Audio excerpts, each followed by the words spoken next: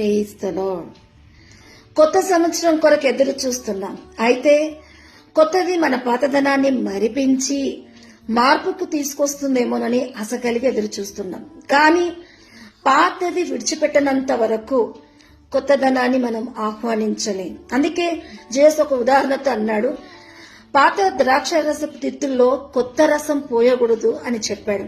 నిజమే, పాతదనం యొక్క కష్టాలు, బాధలు, వ్యతలు మన జీవితాన్ని కఠినపరిచి ఉంటుండొచ్చు. మనము వాటి నుంచి విడుదల చెందలేని వారంగా కొత్తదనాన్ని స్వీకరించి దాని యందుంటున్న సంతోషాన్ని అనుభవించలేని బలహీనత మన పాతదనానికి ఉంటున్నప్పుడు దేవుడు కీర్తన 65:11 సంవత్సరములు నీ దయా కిరీటం ధరింపచేసి ఉన్నావు, నీ జాడల సారము వెదజల్లుతున్నది.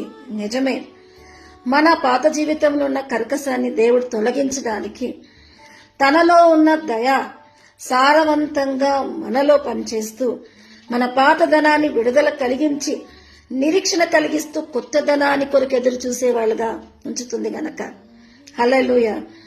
దేవుని గుండా ఆయన దయలో నూతన సంవత్సరాన్ని స్వీకరించడంలో పాతదాని కొరకు నేను ఒక ఉదాహరణ చెప్తాను.